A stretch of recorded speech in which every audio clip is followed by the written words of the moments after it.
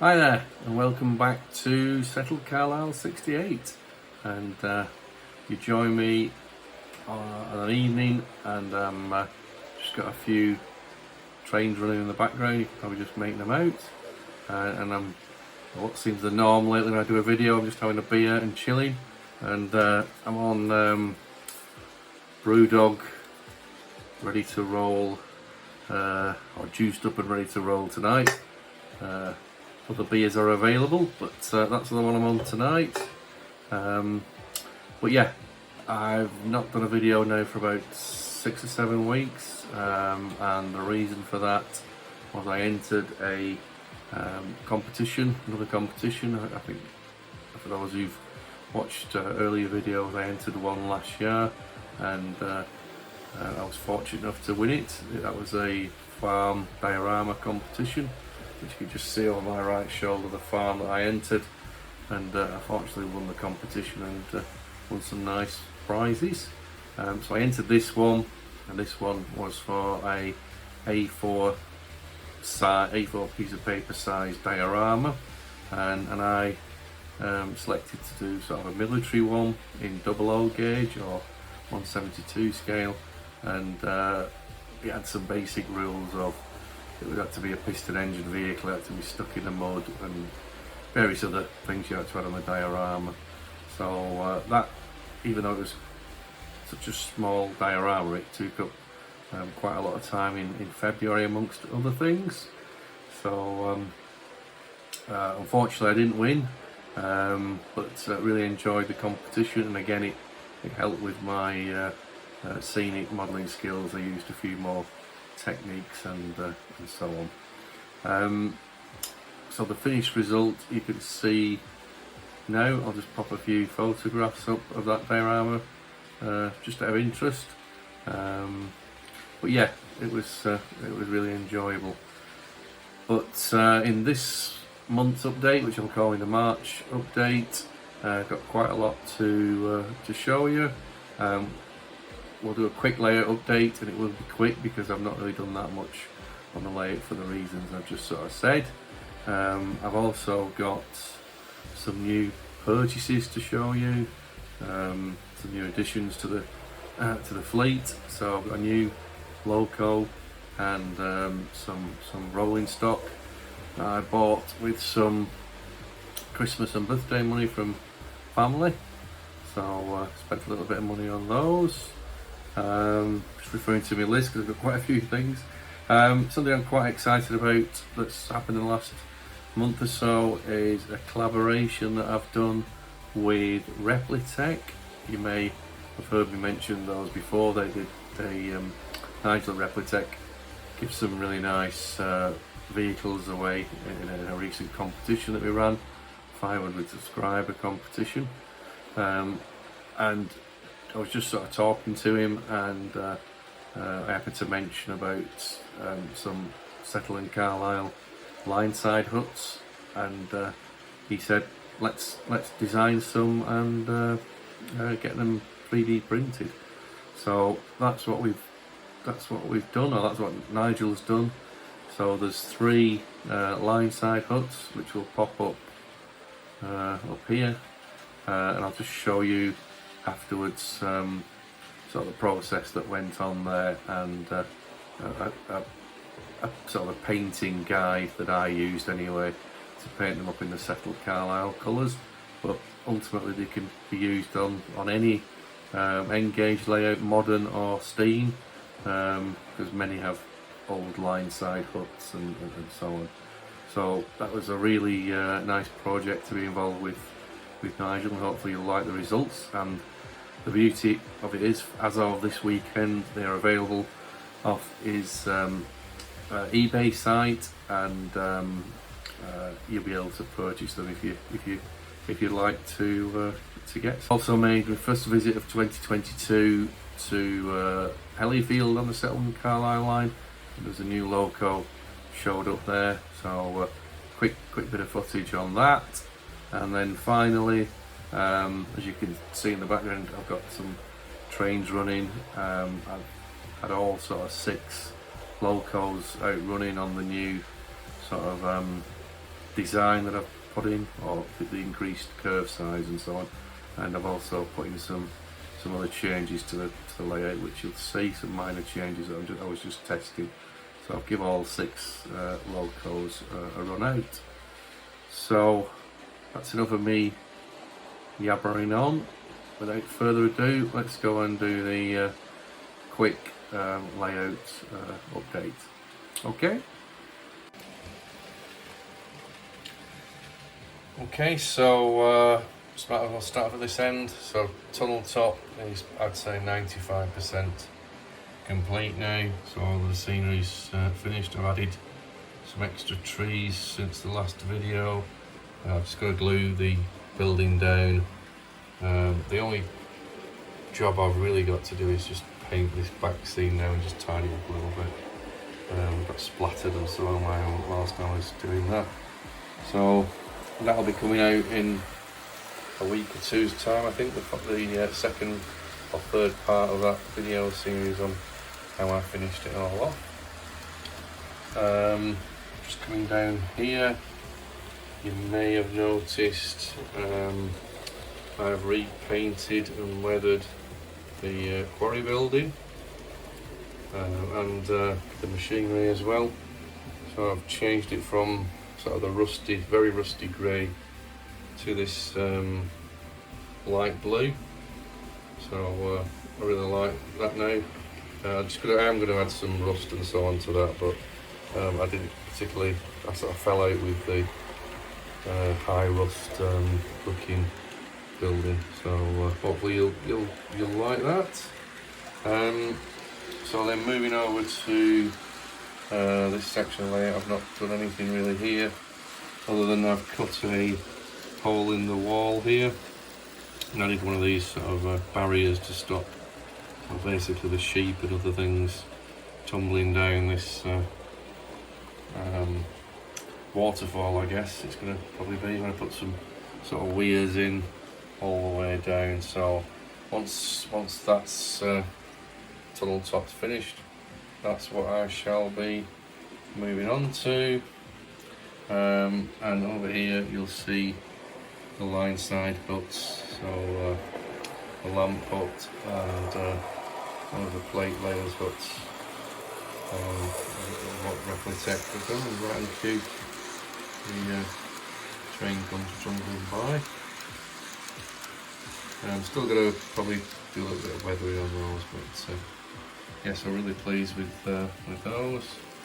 And then we've got the viaduct, which obviously I covered in the last sort of video, where I'm going to clad this with the plastic card.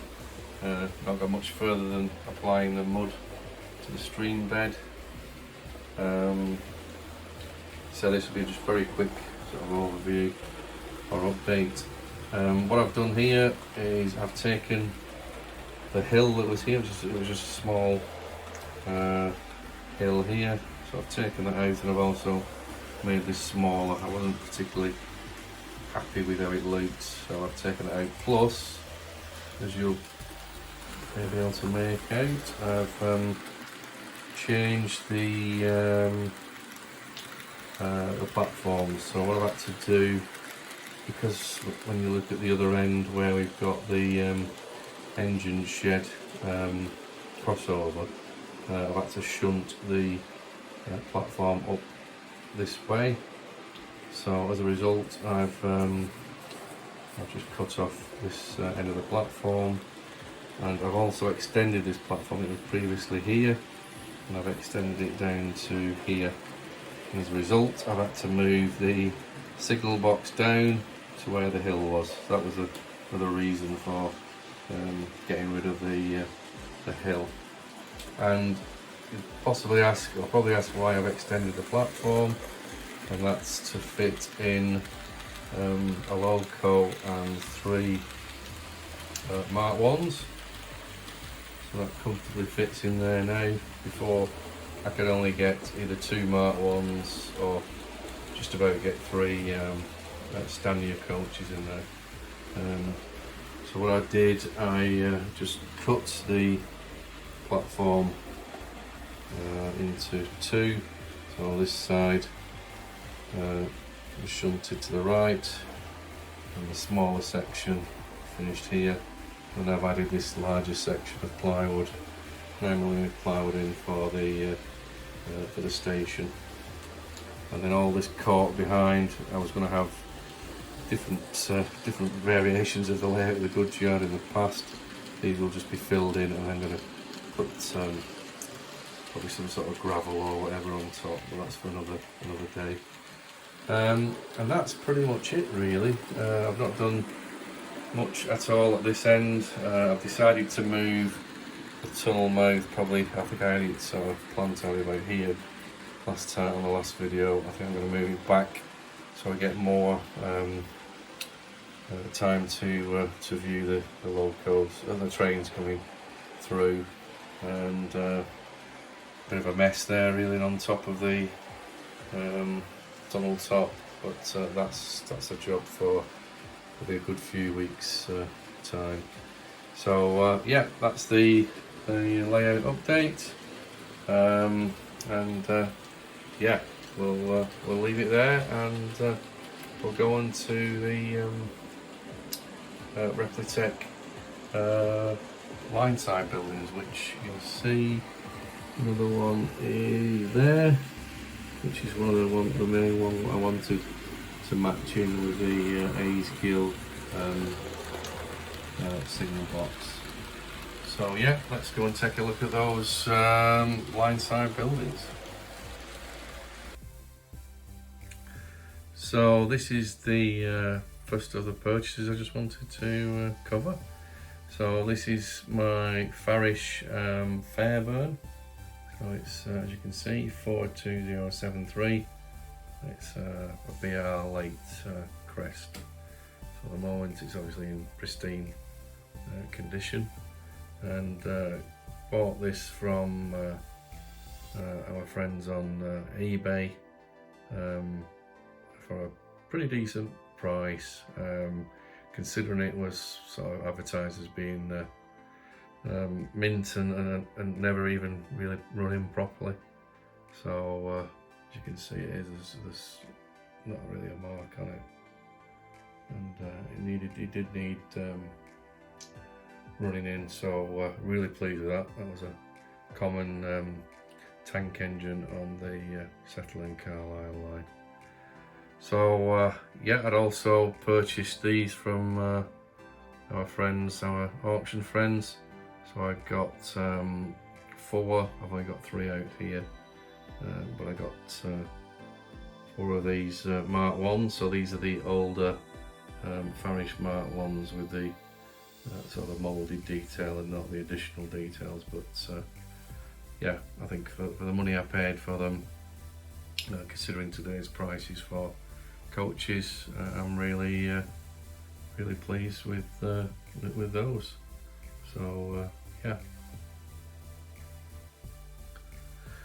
Okay, so moving on from the Fairburn, I got gifted these 2 really nice dapple wagons, the limited edition wagons, and yeah, I got these in the post from Andy at Moorland Model Railway. So Andy said that he'd like to see them running behind the 4F, which he'd seen on one of my videos. So yeah, really appreciate those, Andy, thanks very much.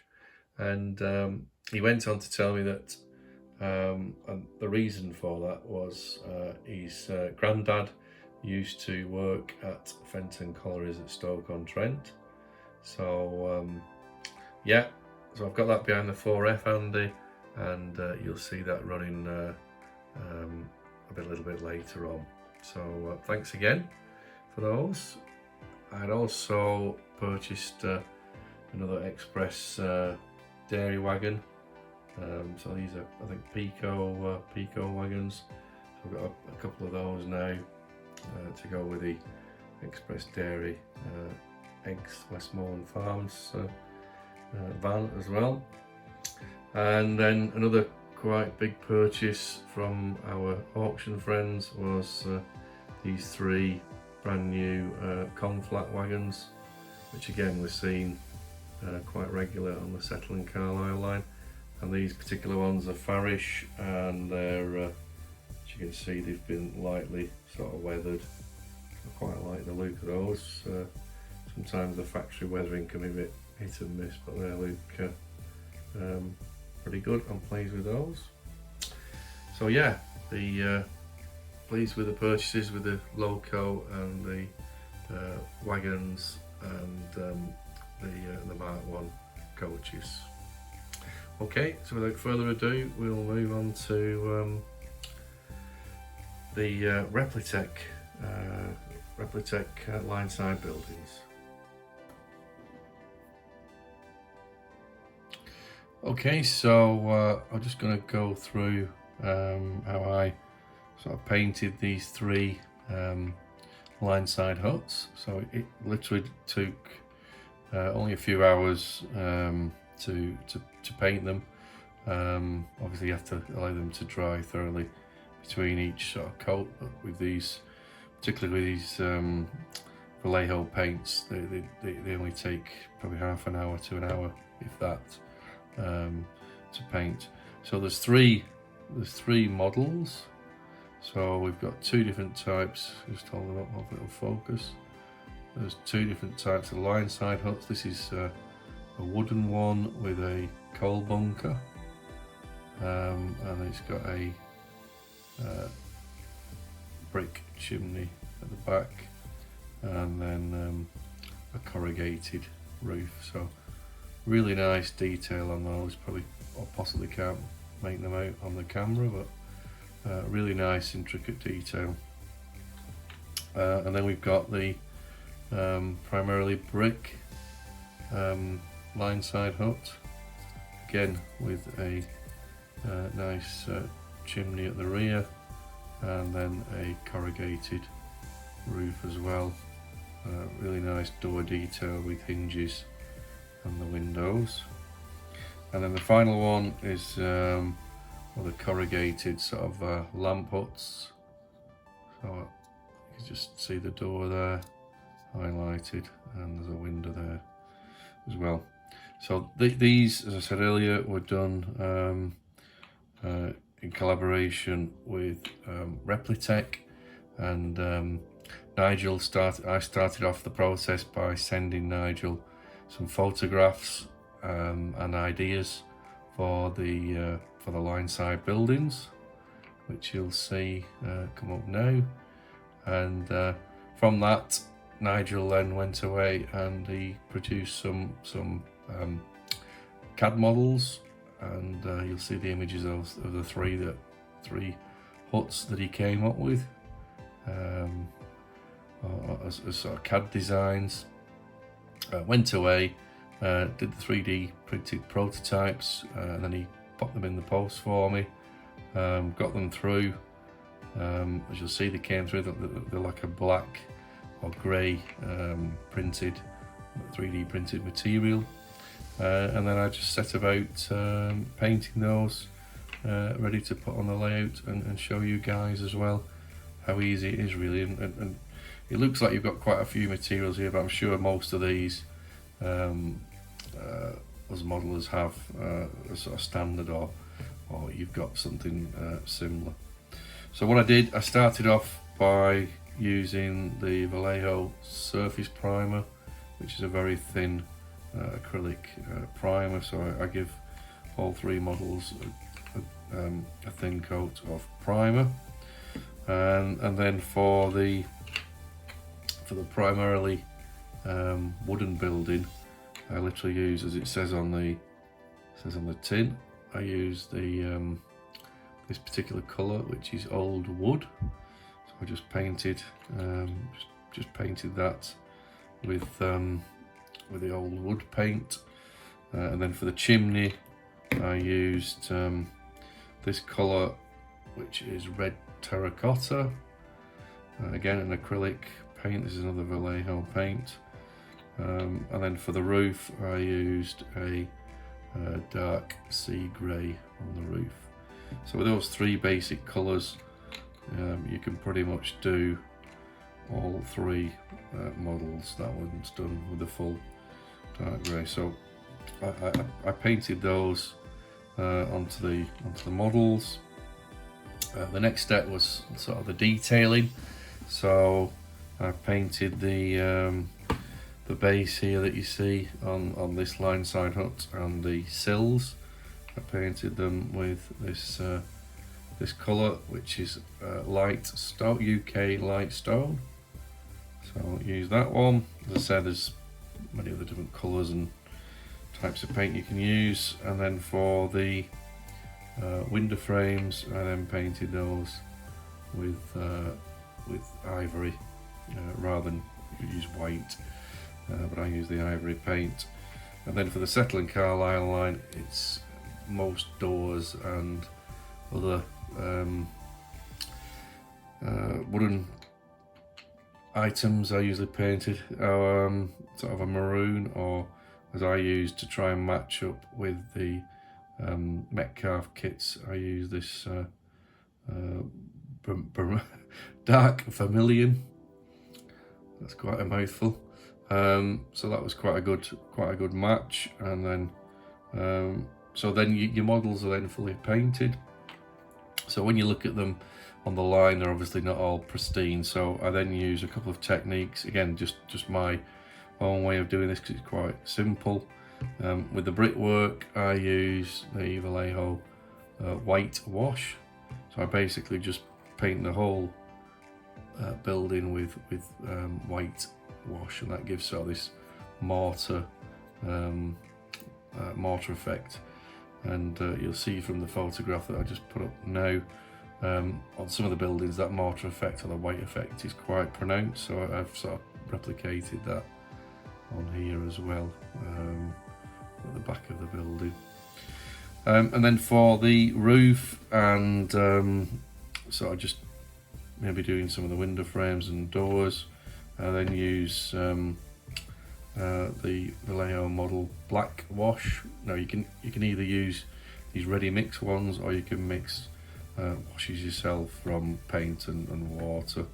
And then I just go over the primarily the roofs with the black wash, and the chimneys, just to show there's a bit of soot on the chimneys, and a bit of black wash around the coal scuttle, coal bunker on that particular one.